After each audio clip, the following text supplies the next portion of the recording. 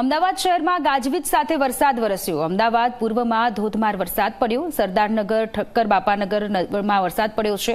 SG highway નજીક અમુક વિસ્તારોમાં વરસાદ પડ્યો। નરોડા અને કૃષ્ણનગરમાં રસ્તાઓ પર વરસાદી પાણી ભરાઈ ગયા છે। સાયન્સ સિટી, ગોતા, મેમકોમાં ધોધમાર વરસાદ પડ્યો છે। મહત્વનું છે કે શહેરભરમાં ક્યાંક ધોધમાર તો ક્યાંક પવન સાથે મેઘરાજાએ ધડબડાટી બોલાવી છે। રસ્તા પર પાણી ભરાવાની સમસ્યાથી વાહન ચાલકો મુશ્કેલીમાં મુકાયા।